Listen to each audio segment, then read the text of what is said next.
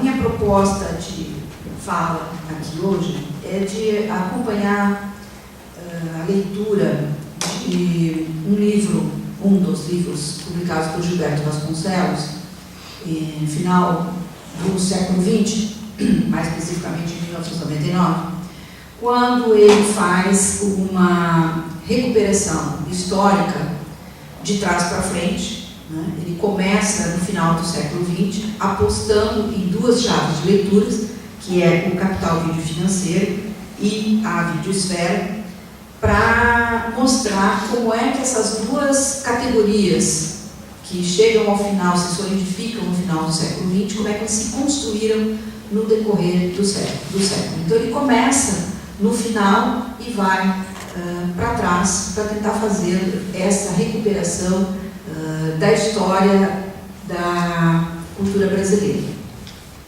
Ele é um cientista social, Gilberto Vasconcelos, é um cientista social, professor da Universidade Federal de Juiz de Fora e pensador da cultura brasileira, trabalhando mais especificamente com a sociologia da cultura e sociologia política. Ele tem livros publicados sobre Noel Rosa, sobre Oswald de Andrade, sobre Florestan Fernandes, enfim. Tem uma circulação, ele teve e ainda tem uma circulação importante nesses nomes que, de alguma forma, em áreas diferenciadas, mas que construíram o panorama cultural, que é a nossa herança, digamos assim, do século XX, o que herdamos, né, do século XX. Ele parte, neste livro, ele parte de pelo menos duas afirmações bastante contundentes. Ele diz o seguinte: a TV nasce americana. As ideias dominantes de uma sociedade são os sons e as imagens da TV dominante. Essa é a primeira assertiva que perpassa o livro O Príncipe da Moeda, de Gilberto Vasconcelos.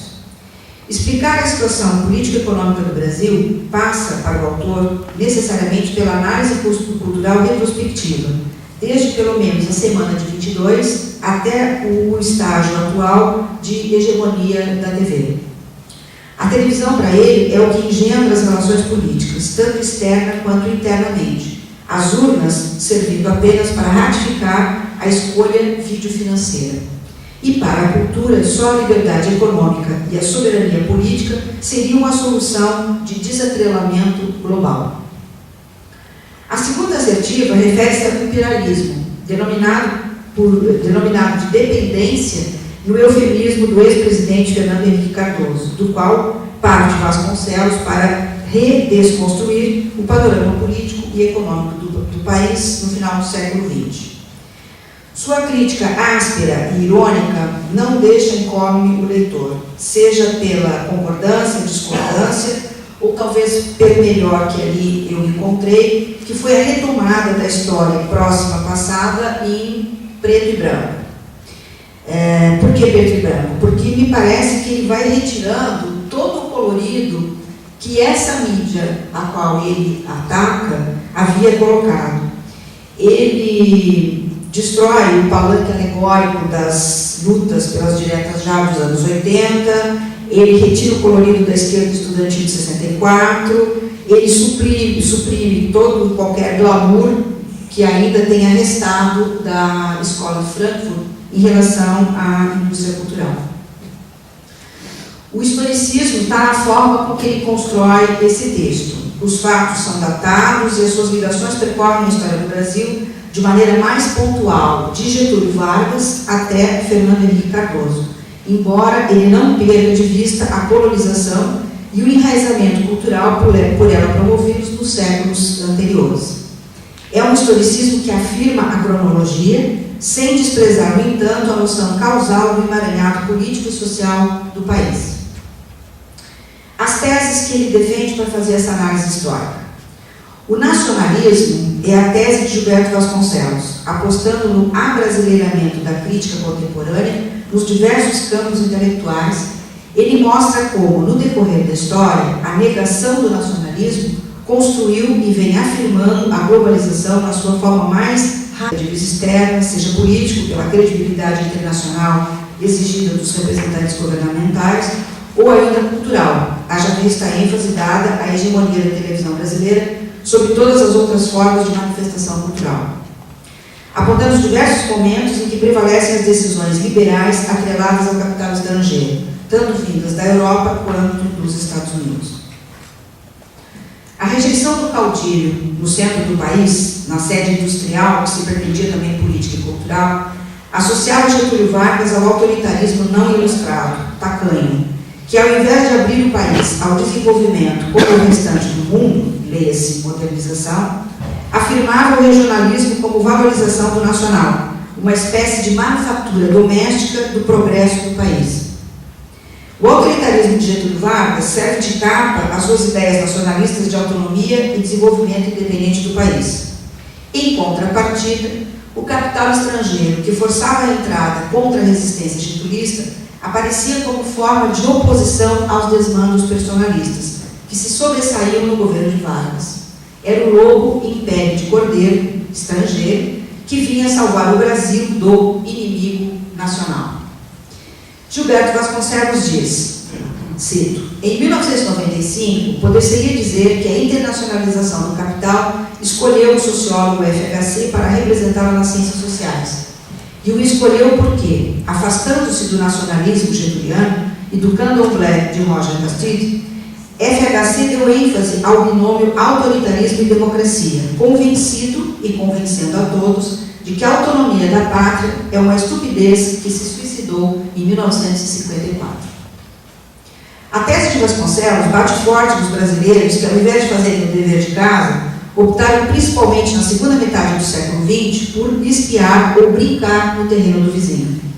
Ele é explícito ao tratar o nacionalismo de Machado de Assis, especificamente em instinto de nacionalidade, ao mesmo tempo em que se apoia em Robert Schwartz, em As Ideias Fora do Lugar, para criticar a exaltação do modelo dependente como a saída ou solução para o país, descredibilizando toda a possibilidade de novidade, da criatividade popular ou a busca de soluções adequadas ao Brasil daquele percurso histórico. Em Machado de Assis, delegava a crítica a tarefa de separar o joio do trigo. Para ele, o crítico deveria identificar a literatura nacional ou o escritor nacionalista dentre tantas produções que circulavam no país. Mas se a cultura brasileira é apenas repercutora, periférica dos núcleos cêntricos da civilização ocidental, como afirma Gilberto Vasconcelos, onde identificar o produto nacional? Parece-nos que o que difere de Machado é o momento histórico-cultural de onde partem para a análise nacionalista da cultura. Enquanto para Machado a produção nacional é evidente entre seus contemporâneos, acreditando que bastava incentivá-lo, para Vasconcelos a contradição talvez esteja na exaltação ao nacionalismo num país, já no final do século XX, descrito como a sobreposição de interesses e ideologias internacionais, sem apontar a relação dialética da formação da cultura, não explicitando também o caráter de mutação em superaceleração nos tempos de informação globalizada. Se a cultura brasileira é mera reprodutora periférica, como separar o joio do trigo na cultura? A referência a Schwartz, por sua vez, valoriza o ensaio na atualização do nó que ata o favor, o escravismo e o liberalismo europeu que compõem nosso imaginário social. As ideias fora do lugar também tinham a intenção de alertar para a necessidade de reverter o olhar da crítica brasileira para o seu umbigo, no sentido de reconhecer os efeitos da falta de paternidade. Na reflexão de Gilberto Vasconcelos, se o brasileiro não foi reconhecido pelo pai, então não tem nome, não tem registro e não existe. E é nesta falta que o povo deriva, em busca de identidade, agarrando-se ao estrangeiro, querendo legitimar-se. Ambos, Schwartz e Vasconcelos, partiram da compreensão do lucro e do comércio como ícones capitalistas presentes desde o início de nossa história, não sendo, portanto, invenções modernas do imperialismo central sobre os periféricos. O que eles desagravam é a maneira como o capitalismo, como é feito, se enviesa na cultura brasileira e não o capitalismo em si. A grande armadilha nesse raciocínio, como já apontou Maria Silva de Carvalho Franco, no artigo As Ideias Estão no Lugar, é a forma estanque com que as categorias são pegas para análise: colonizador, colonizado, centro, periferia, nacional e estrangeiro.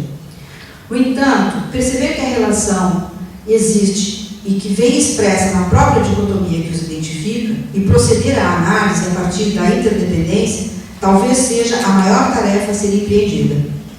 Pensar o nacionalismo não por subtração, mas como contraponto à globalização, que é encenada como a comunhão entre os povos, pode ser a contribuição de Vasconcelos no arejamento da crítica cultural à história brasileira.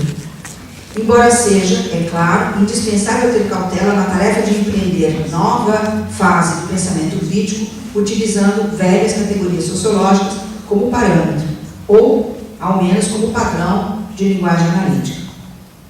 A produção de Glauber Rocha é vista pelo autor do Príncipe da Moeda como detentora de muitas das chaves que desvendam a história brasileira, vindo desaguar no atual estágio da videosfera cultural. Glauber, com seu trabalho em Crítica Desbragada, apontava como um dos nós o desejo brasileiro de modernização, que no devaneio romântico adotou o desenvolvimento como palavra de ordem. E Gilberto Vasconcelos diz, abro aspas, em São Paulo, as ciências sociais cometem um lento suicídio ao trocarem o desenvolvimento pelo tema da modernidade vinculada pela indústria cultural. Dos festivais de música ao sociólogo como cidadão cosmopolita do mundo. Glauber Rocha, na década de 70, ao retomar o Brasil do Estado Novo, foge do binômio autoritarismo e democracia e aponta para o pluralismo que convive naquele período. Diz Glauber, porque não é comum entre os intelectuais paulistas o reconhecimento do caráter cultural progressista que acompanhou a experiência estado-novista, tida de modo superficial como a vigência autoritária das trevas, prelúdio do autoritarismo do golpe de 64. Em 1965, não só os intelectuais dos pianos, nas palavras de Vasconcelos, fizeram uma opção pela indústria cultural estrangeira, mas também o governo, naquele momento o Exército, foi seduzido pela proposta desenvolvimentista do empresário Roberto Marinho, colocando-se como sucedâneo do cinema hollywoodiano, que tanto perfazia o imaginário social da época. A propaganda inicial da televisão, aproximando-a do cinema como forma de divertimento, teve, subliminarmente, seus efeitos políticos, levando a estampa americana como padrão de progresso. A resistência à TV vinha dos próprios artistas de teatro, rádio e folcloristas ridicularizados, chamados de inimigos do Brasil, ao fazerem a crítica. Hoje, a TV Globo, ironicamente vista como uma empresa de capital inteiramente nacional, não só transformou-se na Hollywood nacional, como concentra a maior fatia de audiência de todas as classes sociais, do ponto de vista econômico e cultural. Encerrando-se o século XX, duas expressões tornam-se conceitos de uma era de produção cultural, videoesfera e capital videofinanceiro. Nessa dupla chave, a tese do autor é a da aliança política-econômica neoliberal, que numa industrialização massiva faz da TV um paradigma para a produção e a recepção cultural brasileira, principalmente a partir dos anos 60 do século XX. A opção política liberal, que caracteriza o capital videofinanceiro, materializa o funcionamento do país a ponto de assumirmos uma cultura que só permite a matéria, não como metáfora, mas como moeda de troca. Assim, ficam excluídas as estéticas, as subjetividades e a criatividade artística do raciocínio de circulação do mercado financeiro. E, de preferência, que este mercado esteja em harmonia com as regras financeiras internacionais. As leis do mercado financeiro internacional regem no Brasil em todas as suas instâncias. Para o crítico, é a moeda que tem a primazia sobre todas as coisas. É ela que determina as relações de uso e de troca. Não se trata de uma primazia que se fez do dia para a noite, mas que vem sendo construída ao longo da história colonial brasileira. No entanto, a entronização da moeda atinge seu ponto alto na fase política neoliberal, especificamente com a ascensão de FHC ao poder. Vasconcelos afirma: o significado dele, Fernando Henrique Cardoso, na política requer abordagem que aprofunde a questão da cultura. A moeda real não é apenas combate à inflação, e sim atitude reveladora da dominação do dinheiro sobre todos os aspectos da vida.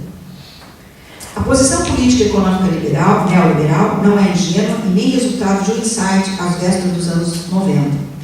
Trata-se, no entanto, de uma convicção que se concretiza nas eleições de 94, com a Fernando Henrique Cardoso assumindo a presidência da República. Os princípios do neoliberalismo o acompanham desde a sua atuação como professor da USP, época na qual, segundo Vasconcelos, falseava um discurso marxista totalmente estrangeiro, ou seja, um marxólogo fora do lugar. Para o autor, FHC nunca olhou o Brasil, nunca falou de dentro dele, mas sempre vislumbrou o país e sua situação dependente como forma de tirar vantagem pessoal e apresentar-se ao estrangeiro como a personificação do favor. Aquele que, agradecido, curva-se diante do favorecedor.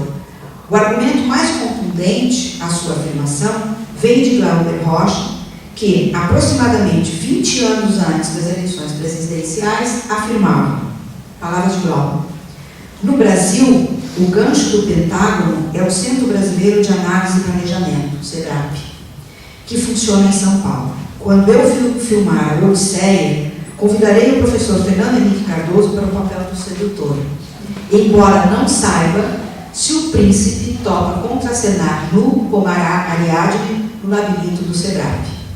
Fernando Henrique Cardoso é apenas um neocapitalista, um kennediano, um entreguista. A declaração de Glauber, acima citada, serve de epígrafe ao livro de Gilberto Vasconcelos, adiantando o caráter denunciatório, historicista e nacionalista que perpassará todas as páginas seguintes.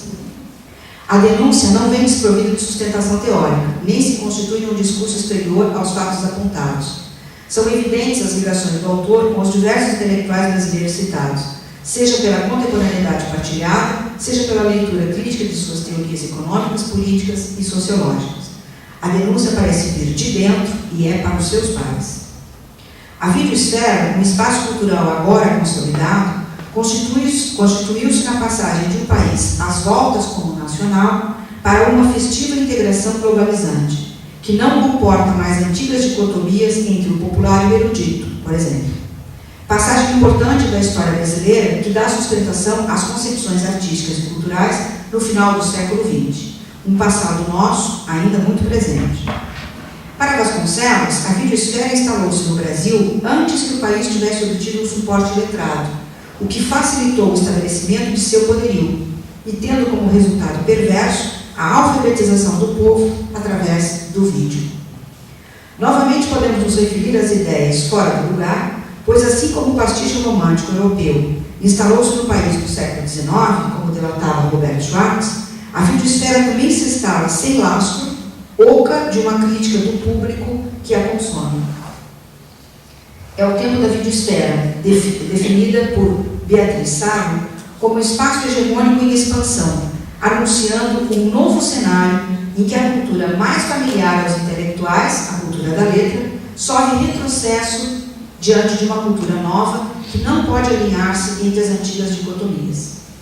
Nesse cenário surgem os intelectuais eletrônicos, que, formatados nas linguagens midiáticas, estão plenamente identificados com o senso comum, no qual estão inseridos e o qual ajudam a construir.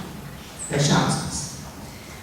Ainda afirma Beatriz Sarro, seguem o senso comum, esses intelectuais, que ela está chamando de intelectuais eletrônicos, seguem o senso comum na sua forma. As questões respondem sempre a um regime discursivo no qual a simplicidade é a máxima virtude argumentativa.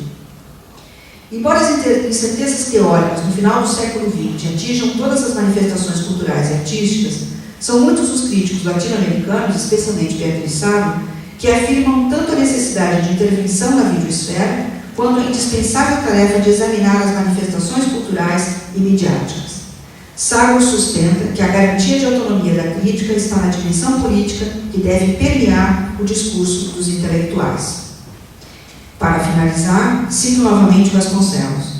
Segundo os intelectuais tucanos, a cultura é mercado, ou seja, cultura subordinada à mercadoria televisiva. Assim, tudo o que é cultura, a TV dominante cuida de administrar através da lógica do mercado, a redução do Brasil à mercância intelectual e internacional. Fecha aspas.